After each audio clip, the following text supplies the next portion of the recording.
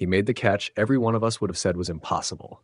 One-handed, through contact, juked two defenders, broke into the open field and barreled toward the end zone like the entire stadium had hit fast forward. For one breathless, joyous second, it felt like the kind of play replay packages are built from: athleticism, desperation, sparkle. Then, in the blink after the finish line, everything unraveled. A premature celebration. The ball popped loose. The ball rolled through the back of the end zone. Touchback. Turnover. Silence. Stadium stunned. Twitter exploded. One breathtaking highlight became an instant cautionary tale. Let's be blunt. This is the oldest mistake in football wrapped in a modern GIF. The rule is simple and merciless. If you fumble the ball into and out of your opponent's end zone, it's a touchback and the defense gets the ball. Rules don't care about intent, effort, or how viral the clip will go. They only care where the ball ends up. So what looked like the triumphant exclamation point on an already great individual effort instead became the equivalent of giving the other team free field position and stealing the narrative. Why this happens so often goes beyond players celebrated too early. It's a collision of adrenaline, habit, and situational blindness. When a guy is sprinting toward pay dirt after a highlight play, two brain systems are competing. The limbic system, adrenaline, elation, reward, and the prefrontal cortex, judgment, self-control, decision-making. In that moment, the limbic system often wins. Add youth, a rookie's hunger to make a mark, the roar of the crowd, and the sudden transition from high exertion to triumph, and you get exactly what happened: a reflexive pop and celebrate before the job is done. But this wasn't just a personal miscue. It's a team issue. Coaches preach ball security in every drill, every rep, from rookie minicamp to halftime walkthroughs. The finish the play mantra isn't motivational fluff. It's pedagogy built on hard-learned consequences. Teams practice how to dive through the plane, how to use two hands at the goal line, how to keep your feet in bounds and your eyes on the ball until it's buried under a pile. When those practices fail to seed into instinct, or when pressure strips them away, the result is not just embarrassment, it's a strategic swing. Possession changes, momentum evaporates, and game plans must be reassembled in real time. So what are the immediate practical takeaways for the player, the staff, and the fan base? For the player, own it, learn it, move on. Public humiliation is brutal, but the best responses are private and purposeful. The film session will be brutal, yes, but that's the point. Correctable mechanics.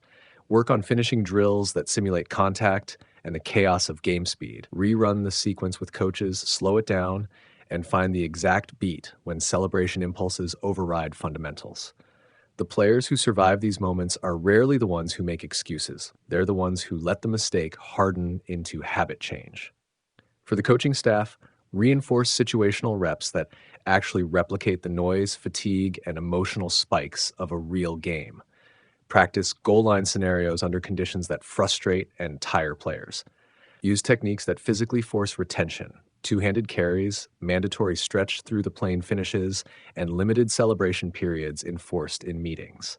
And yes, coach discipline matters. Not for punishment theater, but to make the lessons stick.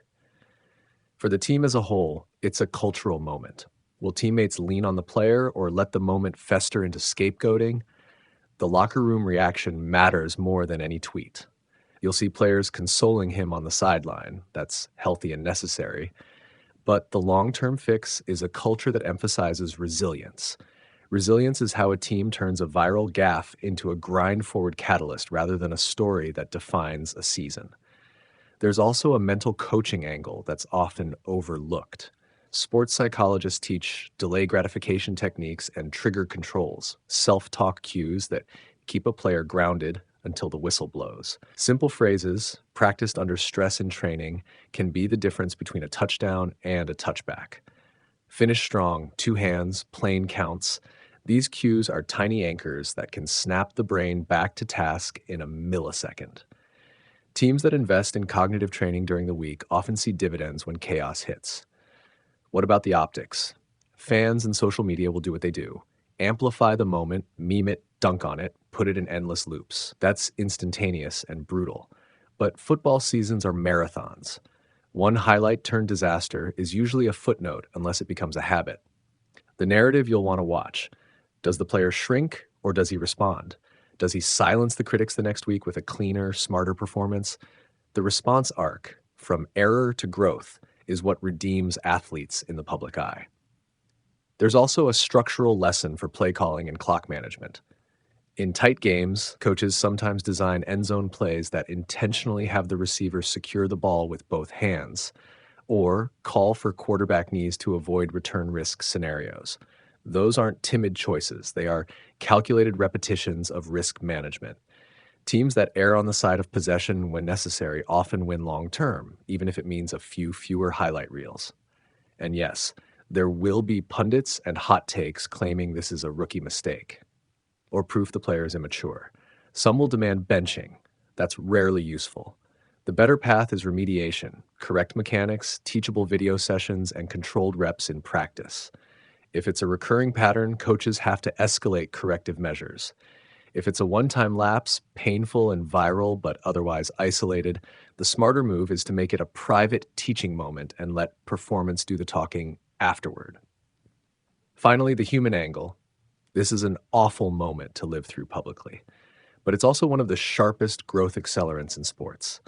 Plenty of future stars have a rewindable clip that stings forever, and then they spend the next year making sure nobody can ever show that clip again without also showing a string of better plays that erase it. Great athletes are defined less by perfection and more by recovery.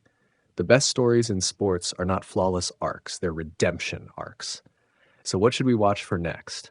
Clean finishes in goal line drills, fewer solo celebrations until the whistle, a louder emphasis on two-handed carries near the goal line, and most importantly, a player who answers the ridicule and the lesson with better, smarter football. One play won't make or break a career. How a young player responds in the week after the gaffe, in practice, in meetings, in the film room, will tell you everything about his future. He already showed he has the talent to make the impossible look routine. Now the one thing he needs to prove is the simplest. He can finish what he starts. Great plays don't define a season. How you respond after you mess one up does.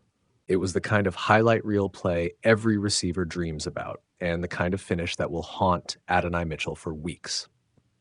Late in the third quarter, with the Colts pushing to extend a dangerous drive, Daniel Jones lofted a throw downfield. Mitchell somehow plucked the ball away with one arm, while a defender draped all over him, then turned on the Jets.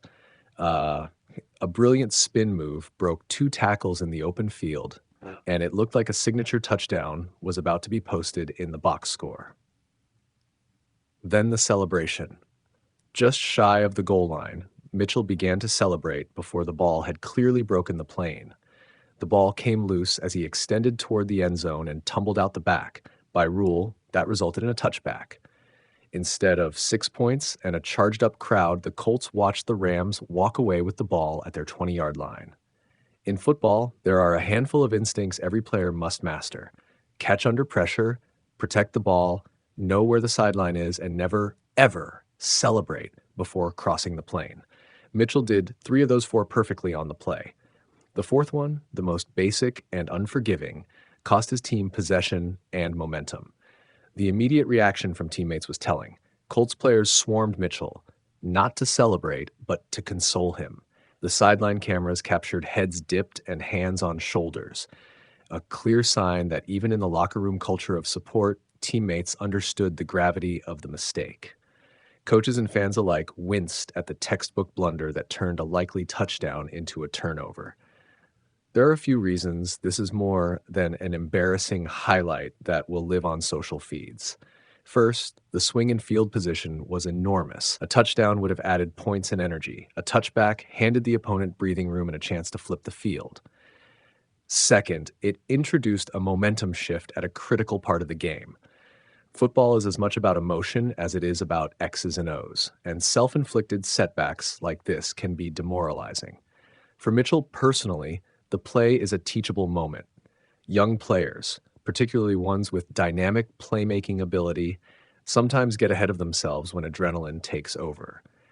Coaches will use the film to emphasize fundamentals, tuck the ball, finish through the goal line, and maintain situational awareness even when the crowd and the moment are at their loudest. It's also worth noting the human side. Mitchell made an extraordinary play up to that point, the kind of athleticism and grit that coaches covet. One mistake shouldn't define a player's season, but it does underscore the margin for error at the professional level. How he responds, mentally and in practice, will matter more than the gaffe itself.